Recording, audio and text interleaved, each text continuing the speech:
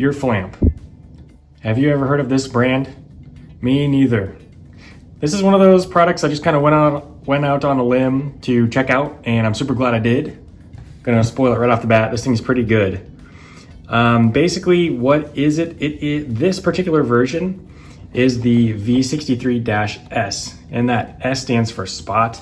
There is a -F version that is a flutter. So if you like this form factor and the user interface, etc., but you just want a flutter instead of a thrower, check out the V63F rather.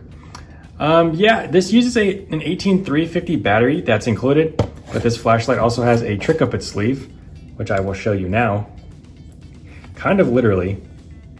It can also accept 18650 batteries. So if you unscrew this tube here in the body, you can extend your runtime this way using a larger battery. But I'm going to show you it's included, 18350 right now.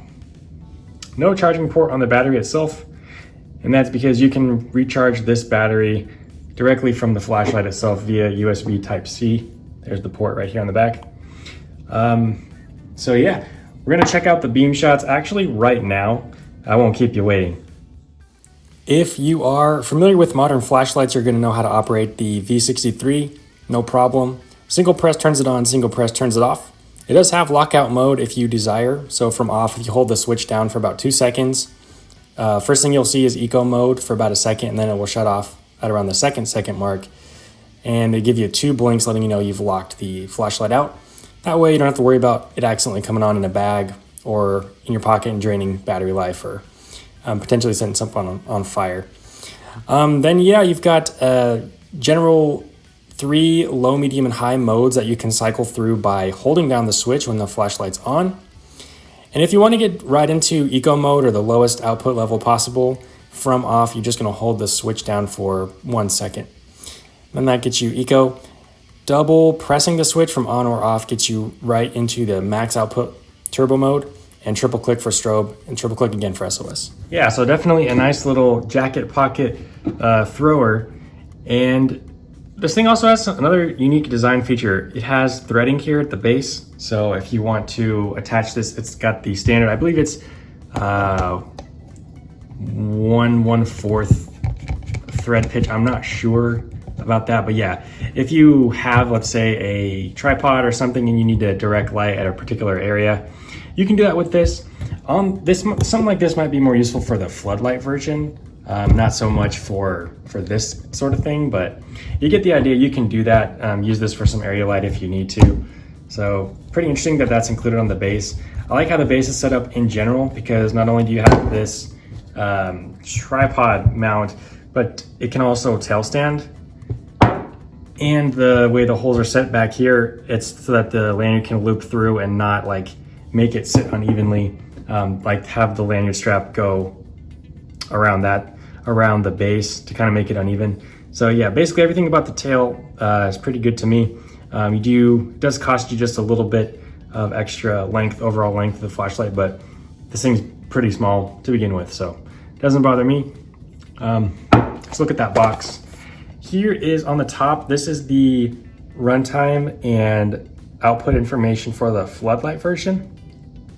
So you can pause and read any of that if you want to. And then here in the V63S section is the runtime and output information for the model that we have here today. As you can see, 110,000 candela max range 663 meters. IPX8 waterproof, impact resistant to 1.5 meters. All things I really like to see. Got a little information on about which version you receive on the side of the box here. Packaging's pretty nice. And you do get some things included, some standard fare. But take a closer look at that lanyard.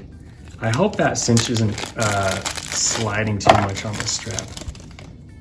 Yeah, it does look like it is one of those kinds. So could be a little bit better when it comes to the cinch. At least it has a cinch though, when it comes to the lanyard. But yeah, there's the lanyard. 2 spare O-rings to preserve your waterproof rating, and your cable. And then here's a look at the manual as well. So yeah, everything you need to get this light up and running and maintain it right here.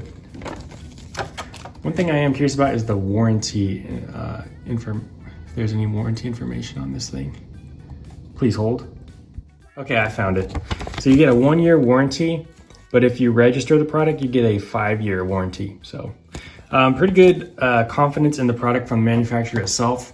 That's basically why I care about warranty length. I've never sent anything in for replacement, at least when it comes to flashlights. But I do like to see the confidence that manufacturers have. And a good way to judge that is by the length of the warranty. So yeah, anodization looks pretty good on this. I like the look of it. It doesn't like offend me visually in any way with like bulges or weird kind of design choices. Pretty simple enough.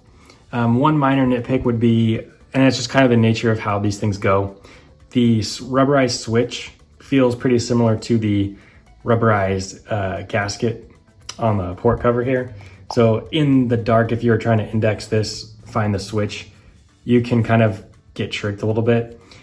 So maybe, like I said, minor nitpick. I do like the battery status illuminator in the switch itself, but if we can get like a metal switch with some texture on it, that could be pretty cool in the future. But yeah, giant TIR optic lens in this thing. So focusing all that light for the most part right in front of you. You do get a little bit of, I don't know what the proper term is, bleed, or I don't think it's spilled, but you see the fuzziness around the hotspot itself. You can see the shadow on my hand. So I'm not interrupting the hotspot at all, but you can see a little bit of shadow right there. So, you know, you do get a little bit of light in the peripheral. I point that out not because it's a bad thing. In fact, I kind of think it's nice. You can get a little context to what you're looking at in general with this type of beam profile. Plus you can see your way around if you're walking, you know, let's say hiking, while using this type of flashlight. So just something I wanted to point out. But that is the urFlamp V63-S. Strange name, cool flashlight. Let me know your thoughts about this product in the comments below. I will have details on how to pick this up in the description below as well. If you want to support my channel, using those links is always a good way to do so. But if you're not in the market for a flashlight, or not for this one, and still want to support me, I always appreciate you hitting that like button. And if you're not subscribed, I'd love to have you join me on some flashlight review, testing, comparison adventures in the future. With that said, thank you very much for watching. Hope you have a good rest of your day. God bless you. Take care. Bye.